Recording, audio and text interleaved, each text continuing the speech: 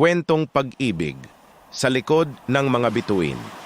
Sa isang maliit na bayan sa tabi ng dagat, may isang batang babae na nagngangalang Mia. Siya ay 18 taong gulang, may mahabang itim na buhok at mga mata na tila naglalaman ng mga bituin. Sa kabila ng kanyang kabataan, puno siya ng mga pangarap at ambisyon.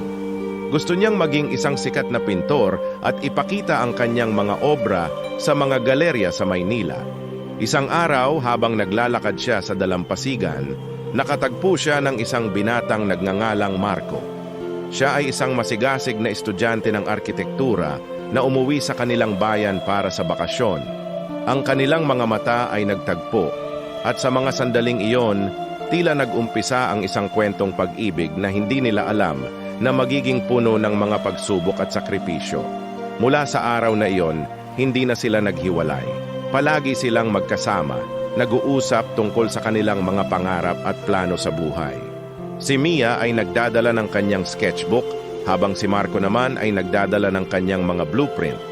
Sa ilalim ng mga bituin, nagbahagi sila ng mga kwento at pangarap, at unti-unting nahulog ang kanilang mga puso sa isa't isa. Ngunit hindi nagtagal, nagkaroon ng alon ng pagsubok. Si Marco ay nakatanggap ng isang scholarship sa isang prestihiyosong universidad sa Maynila. Ang kanyang mga magulang ay labis na natuwa at pinilit siyang tanggapin ang alok. Sa kabilang banda, si Mia ay nag-aalala na baka hindi na siya makita ni Marco kapag umalis ito. Pero sa kabila ng takot, nagbigay siya ng suporta kay Marco at hinikayat itong ipagpatuloy ang kanyang pag-aaral. Nang umalis si Marco, nagpatuloy si Mia sa kanyang mga pangarap. Nagsimula siyang magpinta ng mga obra na inspirasyon ang kanilang mga alaala. Sa bawat stroke ng kanyang brush, naaalala niya ang mga ngiti ni Marco at ang mga pangako nilang magkasama.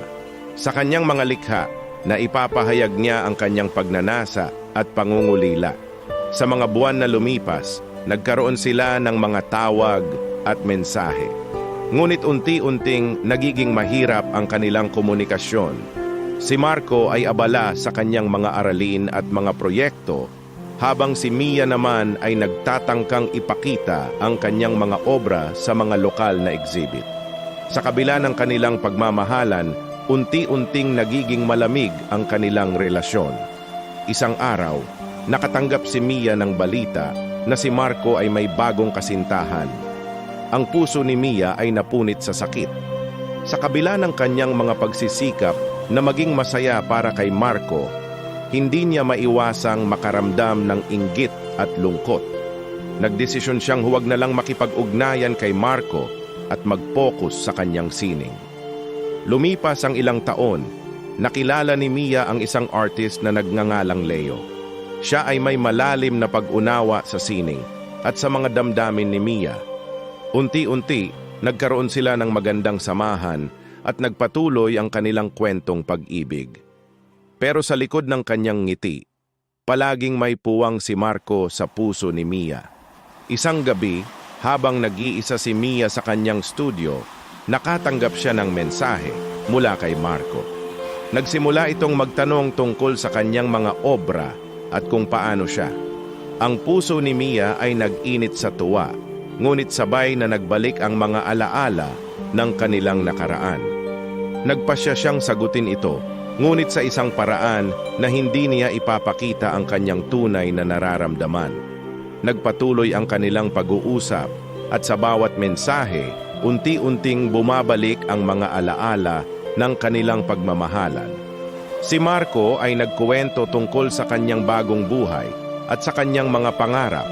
Si Mia naman ay nagbahagi ng kanyang mga tagumpay sa sining. Sa kabila ng distansya, tila nagbabalik ang kanilang koneksyon. Ngunit sa isang pagkakataon, nagdesisyon si Marco na umuwi sa kanilang bayan. Nais niyang makita si Mia at makipagkita muli. Ang puso ni Mia ay nag-alab sa takot at saya. Ano ang mangyayari kapag nagkita sila? Magiging maayos ba ang lahat o magiging masakit ang kanilang muling pagkikita?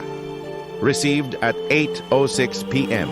Sa araw ng kanilang pagkikita, nagpunta si Mia sa Dalampasigan, ang lugar kung saan sila unang nagtagpo. Habang nag-aantay, nag-iisip siya ng mga bagay na sasabihin kay Marco. Ngunit sa kanyang pagdating, nakita niya si Marco na may kasama ng ibang babae.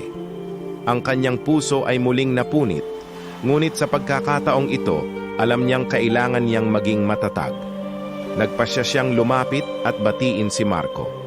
Ang kanilang mga mata ay nagtagpo, at sa mga sandaling iyon, tila nagbalik ang lahat ng alaala. Nag-usap sila ng mas insinan at sa kabila ng mga pagbabago sa kanilang buhay, nahanap pa rin nila ang koneksyon na nag-uugnay sa kanila. Sa huli, nagdesisyon si Mia na ipagpatuloy ang kanyang sariling landas.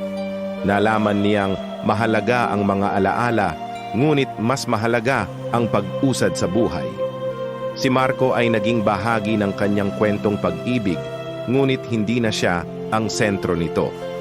Si Leo, na naging kasama niya sa kanyang mga tagumpay, ang naging katuwang niya sa kanyang mga pangarap.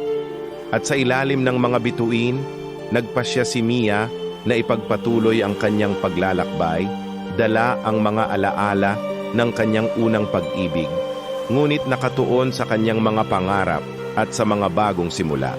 Sa huli, natutunan niyang ang tunay na pag-ibig ay hindi lamang tungkol sa pagkakaroon ng isang tao sa iyong buhay, kundi ang pagkakaroon ng lakas na ipaglaban ang iyong mga pangarap at maging masaya sa kabila ng mga pagsubok. At sa kanyang mga obra, naipahayag niya ang kwentong pag-ibig na puno ng saya, sakit at pag-asa. Sa bawat pinta, naaalala niya ang mga bituin na nagbigay liwanag sa kanyang landas, at sa bawat hakbang, alam niyang may bagong simula na naghihintay sa kanya. Received at 8:06 p.m.